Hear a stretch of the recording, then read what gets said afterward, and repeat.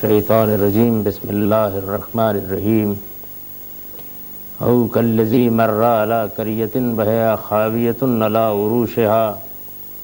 قال انا یحیی ھذہ اللہ بعد موتہا فاماتہ اللہ مئۃ عام ثم بعثہ قال کم لبثت قال لبثت یوما او بعض یوم۔ خواتین و حضرات، یہ سورہ بقرہ کی آیت 259 ہے جس سے ہم درس کی ابتدا کر رہے ہیں۔ اس کے بعد حصے اس سے پچھلے درس میں بھی زیر بحث رہ چکے ہیں۔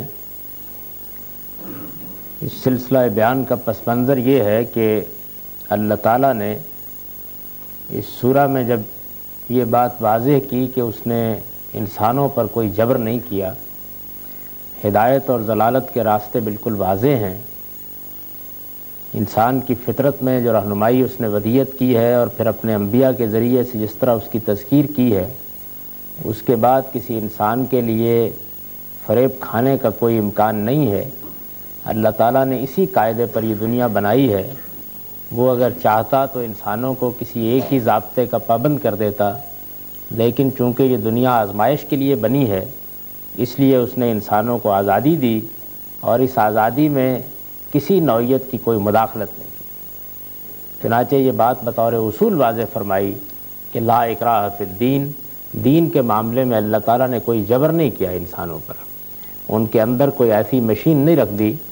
کہ وہ جس طرف بھی جانا چاہے انہیں وہ دین کے راستے پر موڑ دے،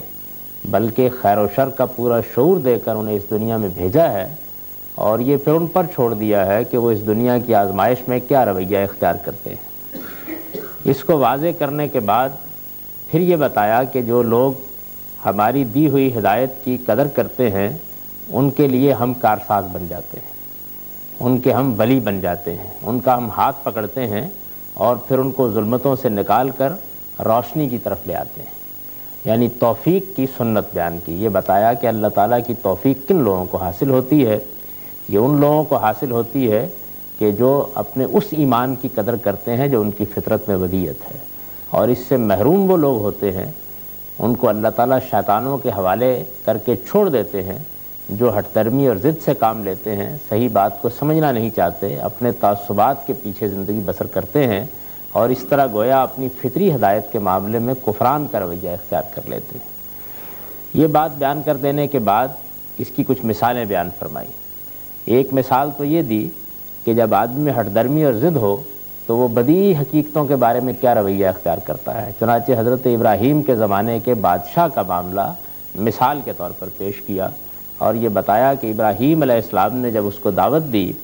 تو اس نے جو معارضہ کیا وہ معارضہ کوئی ضدی اور معاند ہی کر سکتا ہے۔ جب ابراہیم علیہ السلام نے اس سے یہ کہا کہ میں تمہیں اس پروردگار کی طرف بلاتا ہوں جو جلاتا بھی ہے اور بارتا بھی ہے، تو اس نے کہا کہ انا وہی و امید، یہ کام تو میں بھی کرتا ہوں۔ ظاہر ہے کہ جس معنی میں حضرت ابراہیم نے یہ بات کہی تھی اس سے وہ مراد نہیں تھی جو بادشاہ نے ان کے سامنے معارضے کے اسلوب میں رکھ دی۔ حضرت ابراہیم نے اس بنیادی حقیقت کو بیان کیا تھا کہ اس دنیا کے اندر موت اور زندگی اس پروردگار کے ہاتھ میں ہے، وہ دنیا میں انسانوں کو بھیجتا ہے اور وہی پھر اپنے اذن کے تحت ان کو لے جاتا ہے، لیکن اس نے اس کو اپنے مارنے اور جلانے پر محمول کیا۔ وہ بھی جانتا تھا، اس کا دل بھی جانتا تھا، اس کا ضمیر بھی جانتا تھا کہ وہ ایک محض غلط بات کر رہا ہے۔ تو اللہ تعالیٰ نے مثال کے طور پر یہ بیان فرمایا کہ جب آدمی کا یہ رویہ ہو تو پھر بے شک اس کو استدلال سے ششدر کر دیا جائے، اس کی دلیل توڑ دی جائے، اس کے پاس کچھ کہنے کے لیے باقی نہ رہے، لیکن اس کو یہ توفیق نہیں ملتی کہ وہ آگے بڑھ کر ایمان کا اقرار کر لے، کیونکہ وہ آدمی جو اپنی فطرت کے اندر ودیت نور کی قدر کرتا ہے اور صحیح بات کو سننے سمجھنے کے لیے تیار ہوتا ہے، یہ توقع بھی اسی سے کی جا سکتی ہے کہ جب بات اسے سمجھائی جائے گی تو وہ اس بات کی طرف لپکے گا، بڑھے گا، اس کو قبول کرے گا۔ آدمی ضدی ہو، معاند ہو، ہٹ درم ہو، اس کی نیت ٹھیک نہ ہو، وہ بات کو جاننا سمجھنا نہ چاہتا ہو، تو پھر اس کے بعد خدا کا کوئی پیغمبر بھی اس کو بات سمجھانے میں کامیاب نہیں ہو سکتا۔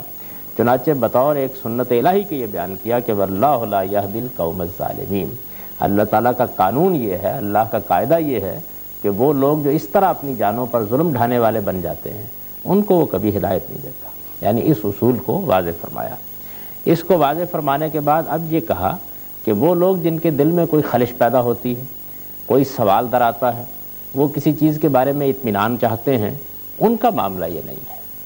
یعنی ان کو اللہ تعالیٰ بڑی سے بڑی خلش کو بھی دور کرنے کے سامان فراہم کرتے ہیں، اجتماعی حیثیت سے بھی فراہم کرتے ہیں، انفرادی حیثیت سے بھی فراہم کرتے ہیں. ان کی یہ سنت اور ان کا یہ طریقہ اپنے اپنے دور کے لحاظ سے تبدیل تو ہوتا رہتا ہے، لیکن وہ اطمینان بخشنے کے لیے کچھ نہ کچھ سامان ضرور کرتے ہیں. چنانچہ اس میں جو مثال دی ہے، یہ مثال اگرچہ قرآن مجید میں اس کا کوئی ذکر نہیں کہ کن کی ہے، لیکن تورات کے اشارات سے معلوم ہوتا ہے کہ حزقیل نبی کی ہے. چنانچہ فرمایا کہ او کلذی مر علی قریۃ وہی خاویۃ علی عروشہا، یا پھر اس شخص کی مثال سامنے رکھو کہ جو ایک بستی سے گزرا اور اس نے دیکھا کہ وہ بستی اپنی چھتوں پر ڈھئی پڑی ہے. جب کوئی بستی اس طریقے سے برباد ہوتی ہے تو سب سے پہلے اس کے کنگرے اور اس کی چھتیں گرتی ہیں، اس کے بعد دیواروں کا انہدام شروع ہوتا ہے. قرآن مجید نے اس کو بیان کیا کہ وہ خاویۃ علی عروشہا، یعنی اس نے دیکھا کہ وہ بستی اپنی چھتوں پر ڈھئی پڑی ہے. قال ان یحیی ھذہ اللہ بعد موتہا، تو اس کے دل میں یہ خیال پیدا ہوا کہ جو بستی اس طرح بالکل ختم ہو گئی، جس میں اب کوئی انسان نہیں بستا، جس میں کسی متنفس کو دیکھا نہیں جا سکتا، جس میں بسنے والے خاک راکھ ہو گئے، اللہ تعالیٰ اس کو کیسے زندہ کرے گا؟ یہ کیسے ہوگا کہ قوموں کی قومیں قیامت کے دن اٹھ کھڑی ہوں گی، بستیوں کی بستیاں زندہ ہو جائیں گی؟ ظاہر ہے کہ یہی اصل میں وہ بنیادی بات ہے جس پر مذہب کی عمارت کھڑی ہے. یعنی مذہب کا بنیادی مسئلہ یہی ہے.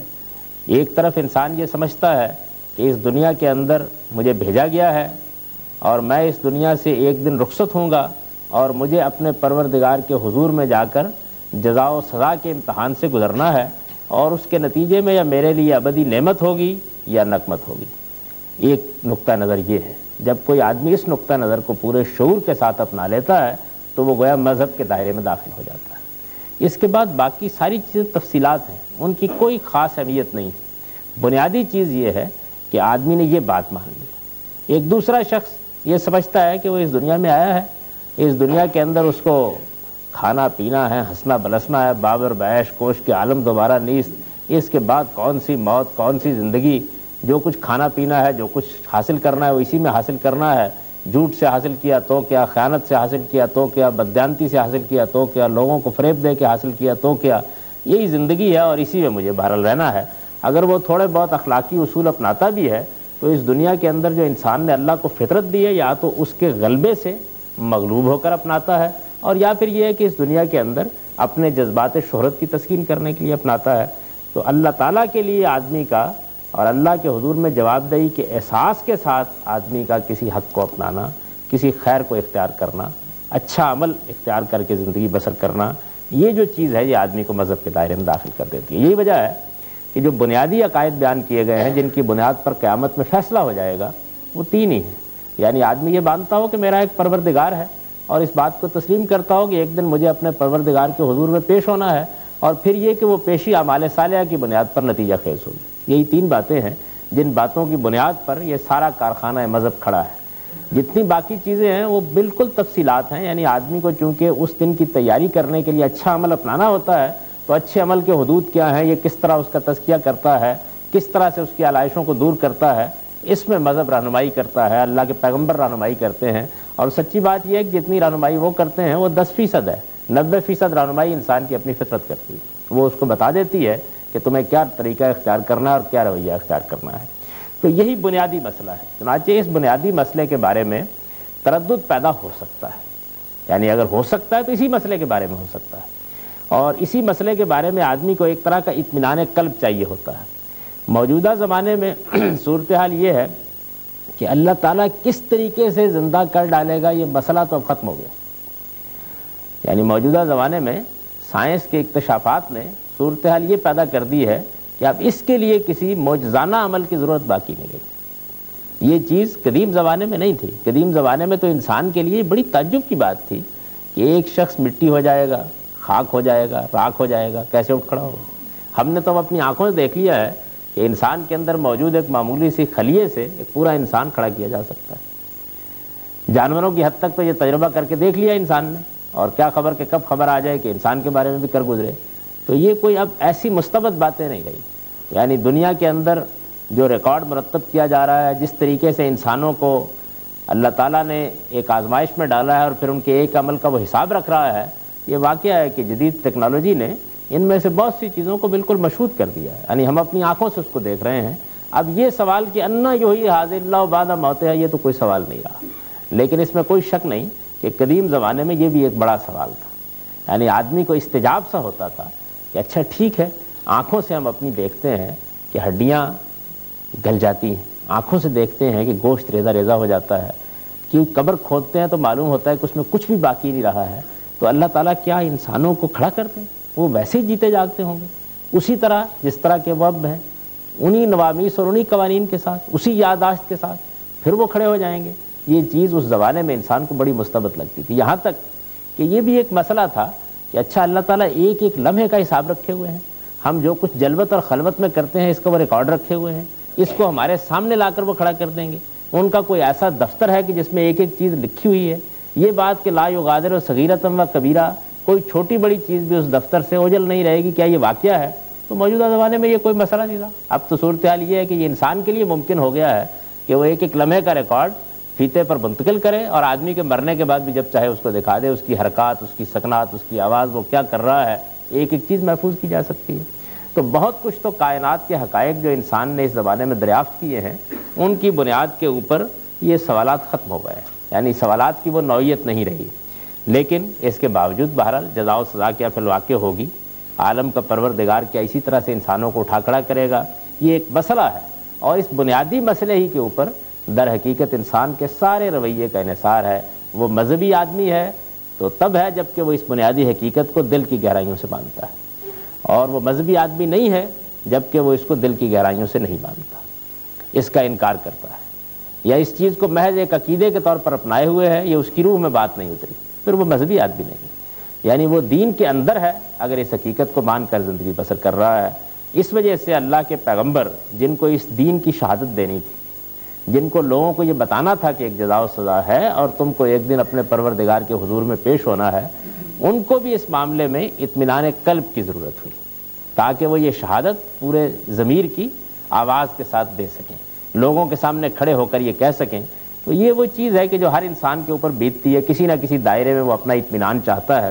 یہ اطمینان اس کو اس کے رب کے ساتھ تعلق سے حاصل ہوتا ہے، اس کی صورتیں مختلف ہو جاتی ہیں۔ یہاں جس ضمن میں یہ بات آئی ہے وہ یہ ہے کہ اگر بندہ اپنے رب پر سچا اعتماد رکھتا ہو، اس کے ایمان میں کوئی تزلزل نہ ہو، وہ اس کو موضوع ایمان نہ بنائے، موضوع اطمینان بنا کر اپنے رب کے سامنے سوالی ہو، یہ چاہے کہ میرا مالک مجھے یہ اطمینان قلب کی نعمت عطا فرمائے، تو اس کی صورتیں تو مختلف ہو سکتی ہیں، لیکن یہ اطمینان قلب کی نعمت انسان کو حاصل ہوتی ہے بشرطے کہ وہ اپنے رب کے سامنے اپنے آپ کو ڈال دے۔ اس کے حاصل ہونے کے قوانین انبیاء علیہم السلام کے لیے ذرا مختلف ہیں، اس کے حاصل ہونے کے قوانین دور قدیم میں ذرا مختلف تھے اور موجودہ زمانے میں اس سے ذرا مختلف ہے، لیکن یہ چیز حاصل ہوتی ہے،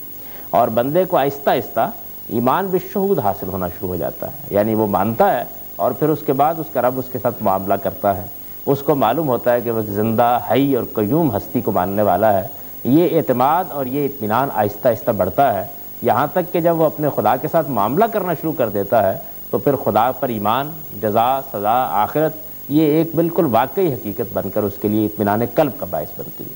انبیاء علیہم السلام کے ساتھ اس معاملے کی نوعیت کیسے ہوئی اور وہ دنیا کے اندر کس طرح اس کی شہادت دینے والے بن کر کھڑے ہوئے، یہ واقعہ در حقیقت اس صورتحال کو بیان کر رہا ہے۔ چنانچہ ایک پیغمبر کے بارے میں یہ بیان کیا گیا ہے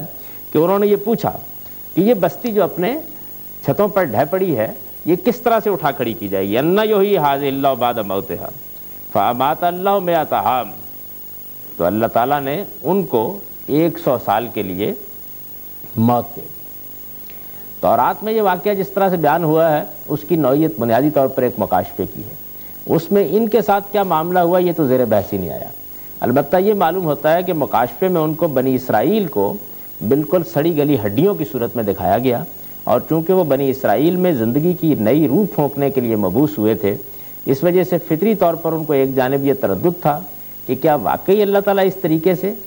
اس پوری کی پوری قوم کو زندہ کھڑا کر دے گا، اور دوسری طرف وہ خود باس بعد الموت پر بھی ایک اطمینان کے طالب تھے۔ تو ایک مکاشفے کی شکل میں ان کو یہ بتایا گیا کہ اللہ تعالیٰ یہ معاملہ کس طرح کرتا ہے۔ قرآن مجید نے واقعے کی تصحیح کی ہے، اس حصے کو یہاں بیان نہیں کیا، لیکن خود ان کے ساتھ جو معاملہ گزرا اس کو بیان کر دیا۔ تو ارشاد فرمایا کہ اللہ تعالیٰ نے ان کو 100 سال کے لیے موت دے دی. ثم بعثہ، پھر 100 سال کے بعد ان کو اٹھا کھڑا کیا. قال کم لبثت، پھر ان سے پوچھا کہ اب آپ یہ بتائیے کہ آپ کتنا عرصہ تک اس طرح رہے. قال لبثت یوما بعد یوم، انہوں نے کہا کہ میرا خیال ہے کہ ایک دن گزرا ہوگا یا دن کا کچھ حصہ گزرا ہوگا. یعنی 100 سال کی مدت. ظاہر ہے کہ جو قوانین برزخ پر کار فرما ہیں یہ ان کی بہت اچھی مثال ہے. یعنی ویسے تو انسان محسوس کرتا ہے کہ لاکھوں سال پہلے ہمارے آباء و اجداد دنیا سے رخصت ہو گئے، اب ہم رخصت ہو رہے ہیں، کچھ خبر نہیں کہ قیامت کب برپا ہوگی، تو اتنا لمبا عرصہ کیسے گزرے گا عالم برزخ میں. تو 100 سال کی یہ مدت ان پر جس طریقے سے گزری اس کو بیان کیا ہے کہ جب وہ اٹھے تو ان سے پوچھا گیا، انہوں نے کہا کہ لبثت یوما بعد یوم، ایک دن گزرا ہوگا یا دن کا کچھ حصہ گزرا ہوگا. قال بل لبثت 100 عام، فرمایا کہ نہیں، صورتحال یہ ہے کہ آپ پر 100 سال گزر گئے. چنانچہ یہ کہا کہ فانظر الی طعامک و شرابک لم یتسنى، ایک طرف ذرا دیکھو یہ تمہارا کھانا پڑا ہوا ہے، یہ وہ مشروبات ہیں جو تم ساتھ لے کر آئے تھے، ان میں ذرا بھی بسانت پیدا نہیں ہوئی، یہ تازہ کے تازہ ہے، اسی طرح پڑے ہوئے ہیں، تاکہ معلوم ہو کہ اس دنیا کے طبعی قوانین کا خدا پابند نہیں ہے. وہ 100 سال کے عرصے میں چاہے تو ایک آدمی کو ویسے ہی کہ ویسے اٹھا کھڑا کرے، چاہے تو 100 سال تک کیفیت یہ رہے کہ اس کے کھانے میں بھی ذرا سی بسانت پیدا نہ ہو، اور اسی میں عالم اسباب کے اندر اس کے قوانین کار فرما ہوں، اور وہ بالکل کسی چیز کو گلا کر سڑی ہوئی ہڈیاں بنا دے. تو دونوں چیزیں دکھا دی، یعنی یہ بتا دیا کہ جس طرح وہ اٹھا کھڑا کرنے پر قادر ہے، اسی طرح اس کائنات کے کارخانہ اسباب کو جس سمت میں چاہے روک دینے پر بھی پوری قدرت رکھتا ہے. ایسا نہیں ہے کہ کسی چیز کا پابند ہو کر رہ گیا ہے. چنانچہ اس کو بیان کیا کہ ذرا دیکھو اپنے کھانے کو اور ذرا دیکھو اپنے پینے کو، ان میں ذرا بھی بسانت پیدا نہیں ہوئی. وانظر الی حمارک، اور ذرا اب اپنے گدھے کو بھی دیکھو، کیسے ہم اس کو ابھی اٹھا کھڑا کریں گے اور تمہارے اس واقعے کو لوگوں کے لیے ایک نشانی بنا دیں گے. وانظر الی العظام کیف ننشزها، دیکھو کہ ہم ان ہڈیوں کو کس طرح سے زندہ کرتے ہیں. ثم نکسوها لحما، کس طریقے سے پھر ہم ان کے اوپر گوشت چڑھاتے ہیں. فلما تبین له، چنانچہ جب یہ سارا واقعہ ہو گیا، یعنی انہوں نے دیکھا کہ ان کا گدھا ان کے سامنے زندہ ہو گیا.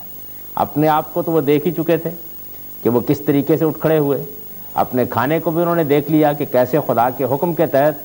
دنیا کی کوئی گردش بھی اس پر اثر انداز نہیں ہوئی، اور اپنے گدھے کو بھی دیکھ چکے تھے کہ وہ کس طریقے سے ہڈیوں کا ڈھیر بنا ہوا ہے، اور پھر کیسے اللہ تعالیٰ نے ان کے سامنے اس کو زندہ کر دیا. فلما تبین له، جب یہ بات اس پر واضح ہو گئی،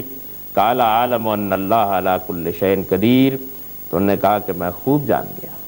اللہ ہر چیز پر قدرت رکھتا ہے. یہ اللہ ہے جس کے ہاتھ میں سب معاملات ہیں، اور وہ جب چاہتا ہے یہ سارا معاملہ کر گزرے گا. گویا قیامت کے بارے میں، اپنی قوم کی زندگی کے بارے میں جو کچھ ان کو تردد تھا، وہ اس مشاہدے کے نتیجے میں اللہ تعالیٰ نے دور فرمایا، اور ان کو یہ حوصلہ دیا کہ وہ اپنی قوم کے اندر بعد الموت کی منادی کر سکیں، یعنی قیامت کے دن اٹھنے کی منادی کر سکیں. اس لیے کہ انبیاء علیہ السلام یہی منادی کرنے کے لیے آتے ہیں. وہ دنیا کے اندر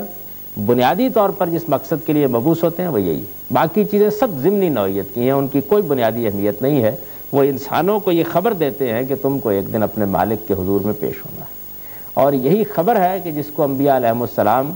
کے کام کی خاص اصطلاح کے طور پر انذار سے تعبیر کیا جاتا ہے، یعنی لوگوں کو آنے والے دن سے خبردار کرتے ہیں. تنذر یوم الطلاق، تاکہ ملاقات کے دن کے بارے میں لوگوں کو باخبر کر دو. تو ملاقات کے دن کے بارے میں باخبر کرنے کا یہ عمل جس یقین، جس اعتماد، جس ہمت، جس حوصلے کا تقاضا کرتا ہے، اس میں ان میں سے بعض کو یہ مشاہدات ہوئے تاکہ وہ اس شہادت کو آگے پہنچا سکیں.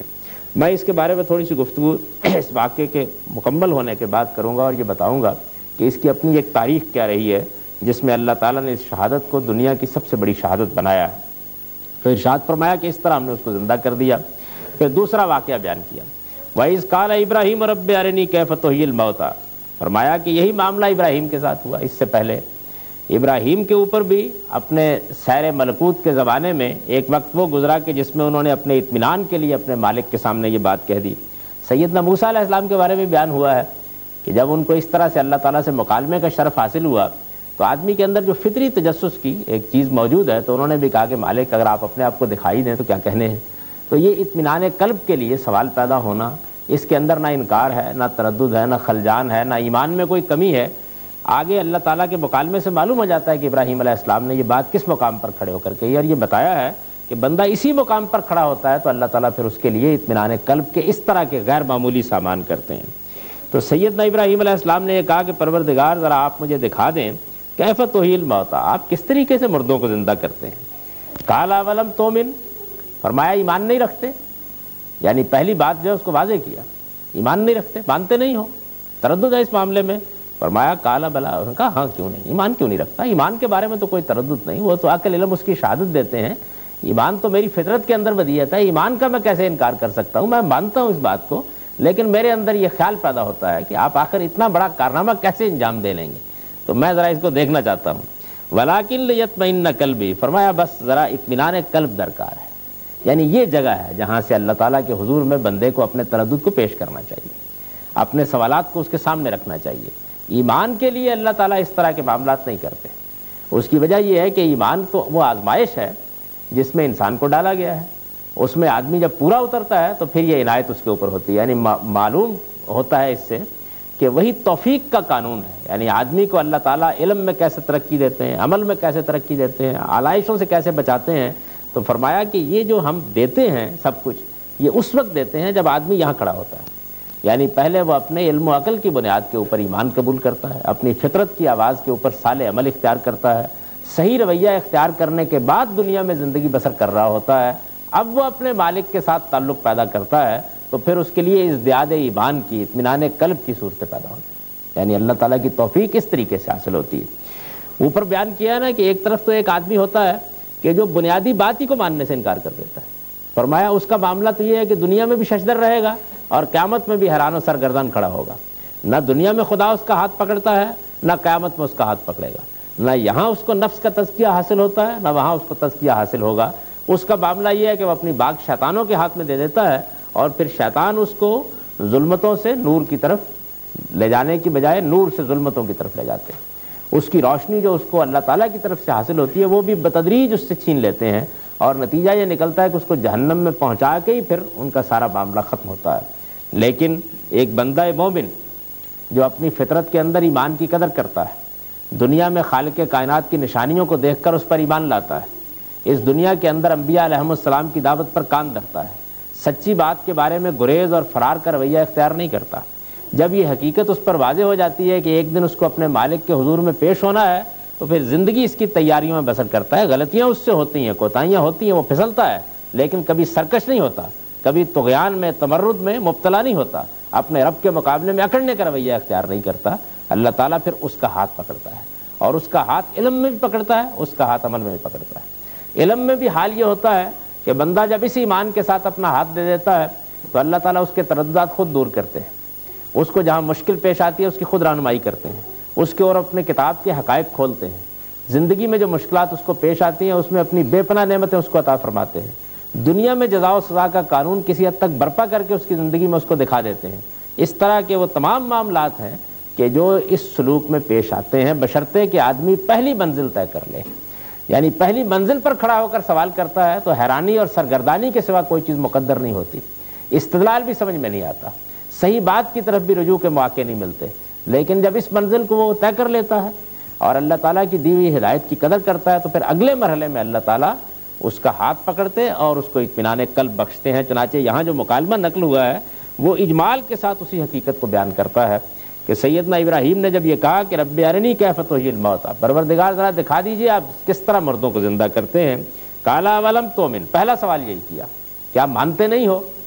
عرض کیا بلا، کیوں نہیں، نہ ماننے کا تو کوئی سوال ہی نہیں ہے، ماننا تو ایک حقیقت ہے، اس ماننے کے بارے میں مجھے کوئی تردد نہیں ہے، ولیکن لیطمئن قلبی، بس میں ذرا دل کا اطمینان چاہتا ہوں۔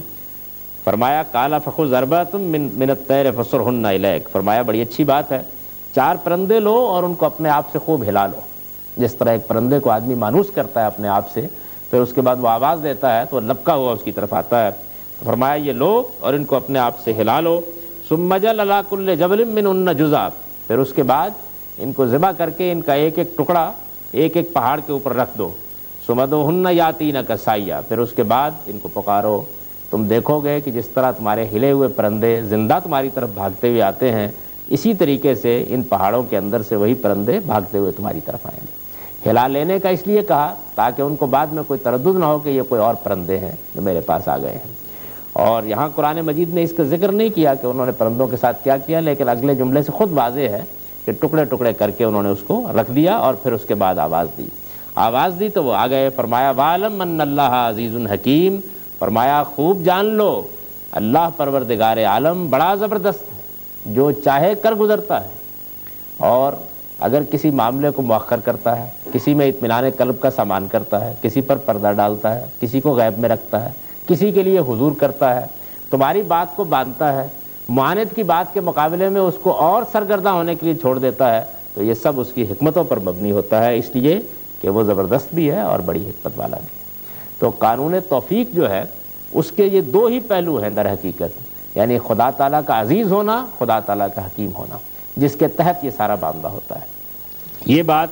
کہ وہ بندے کا ہاتھ پکڑ لے اس کے لیے کچھ بعید نہیں ہے، اس دنیا میں غیب میں رہتے ہوئے اس کی دستگیری کرے یہ اس کے لیے کچھ مشکل نہیں ہے، انسان کے اوپر حقائق کو اس طرح کھول دے جس طریقے سے اس نے اپنے بندوں پر کھول دیے، یہ بھی اس کے لیے کوئی مشکل بات نہیں ہے، اور جس طریقے سے وہ یہاں حقائق کو واضح کرتا ہے اسی طرح قیامت کو برپا کرے گا اور انسانوں کے لیے جزا و سزا برپا کر دے گا، یہ بھی اس کے لیے کوئی مشکل کام نہیں ہے۔ فرمایا کہ اس کا زبردست ہونا، اس کا طاقتور ہونا، اس کا زور والا ہونا، اس کا کام کر گزرنے والا ہونا، یہ ایک مسلمہ بات ہے، لیکن اس دنیا میں جس آزمائش میں تم کو ڈالا گیا ہے، جس طریقے سے وہ پہلے ایمان کا تقاضا کرتا ہے اس کے بعد اطمینان قلب کی دولت عطا فرماتا ہے، جس طریقے سے اس کی توفیق حاصل ہوتی ہے، یہ سب کچھ اس کی حکمت پر مبنی ہے، اور وہی ہے کہ جس کی حکمت اصل میں اس کائنات کے سارے رازوں کا احاطہ کیے ہوئے ہے۔ اس کے بارے میں انہی دو باتوں پر اطمینان رکھو، اس کی قدرت کے معاملے میں کبھی کسی تردد میں مبتلا نہ ہو۔ اس سے پہلے مشاہدہ کرنے والے نے